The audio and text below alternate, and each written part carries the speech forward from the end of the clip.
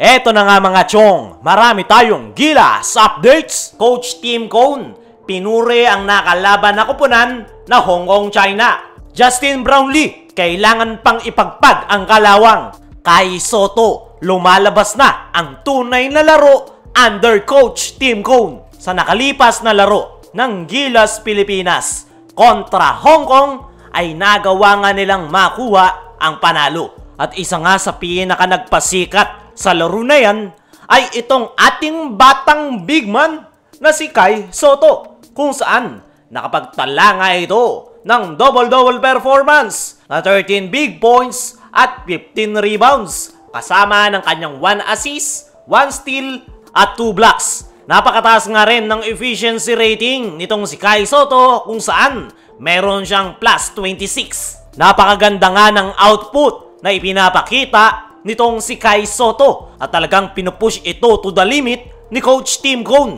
Ngayon binibigyan niya ito ng malaki-laking playing time. Babad na babad nga itong si Kai Sotto dahil bukod sa kulang tayo sa mga big man dahil sa pagkaka-injury ni Junmar at AJ Edu, ay malaki nga ang tiwala sa kanya ni Coach Tim Cone at talagang binibigyan niya ng chance si Kai Sotto na makapagpakitang gilas. Kapansin-pansin nga rin na masaya itong si Kai Sotto sa sistema ni Coach Tim Cone at talagang mas gusto niya ang itinatakbo ng kanyang karir kasama ni Coach Tim at ang kanyang kasalukuyang Gilas teammates. Lalong-lalo na kapag kasabay niya si Scottie Thompson at Justin Brownlee dahil pareho ngang unselfish player ang dalawang Ginebra player na yan. At talagang hinahanap nila si Kai Sotto sa loob ng painted area.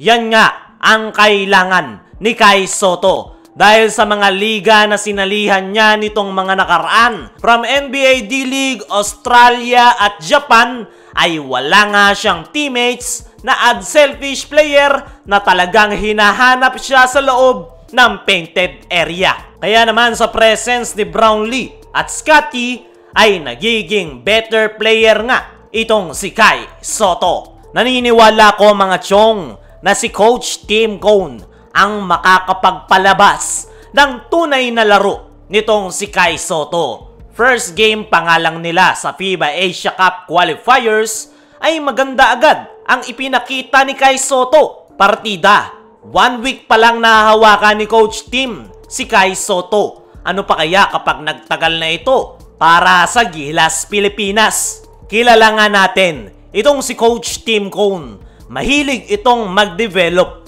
ng batang big man. Lalong-lalo na sa isang kagaya nitong si Kai Sotto na generational talent para sa Filipino basketball players. Kailan pa tayo makakakita ng pure Pilipino na 7'3" ang height? Kaya naman, ginagawa nga ni Coach Tim ang kanyang best para ma-develop pa ng husto ang skills at talent ni Kai Sotto. Gaya nga ng laging binabanggit ni Coach Tim na hindi nga daw natuturo ang height. Ma-develop lang daw talaga ng husto. Itong si Kai Sotto ay marami itong papahirapan sa international stage. Naniniwala ko mga chong na mag-grow yung basketball career nitong si Kai Sotto dahil sa programa ni Coach Tim Cone sa ating national team. Paniguradong maraming matututunan si Kai Sotto sa nasabing head coach. At nag-reflect nga agad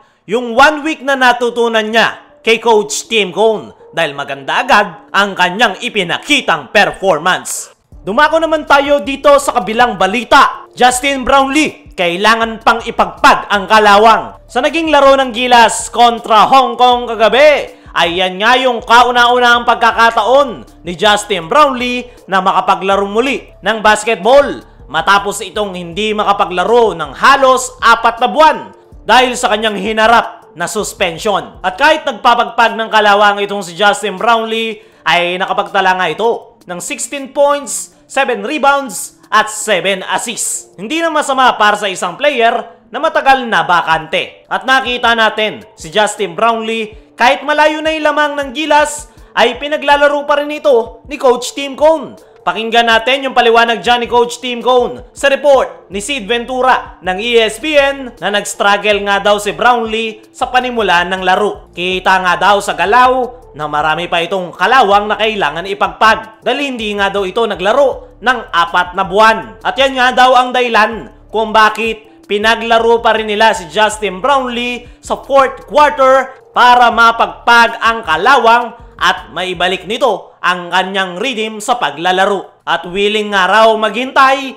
ang Gilas Pilipinas. Ayon nga dyan mga chong, ay nag-struggle daw si Justin Brownlee dahil matagal siyang nabakante. Pero naniniwala nga si Coach Tim Cone na may ibabalik ni Brownlee ang kanyang dating laro dahil masipag nga raw ito sa kanilang practice at ginagawa ang lahat para maibalik ang kanyang game shape. Para sa akin mga chong, ay normal na para kay Justin Brownlee na cold start ang kanyang panimula. Lagi ngang ganyan yung kanyang ipinapakita. Pero once nga na makabuelo ito at makuha ang kanyang rhythm sa paglalaro, ay grabing performance yung kanyang ipinapakita. Resibo na lang yung mga nagawa niya sa Barangay Ginebra at yung kakatapos lang na Asian Games kung saan nabawi nila ang gintong medalya matapos ang 6 na dekada. Sa kabilang banda, Coach Tim Cone pinuri ang nakalaban na koponan na Hong Kong, China. As usual,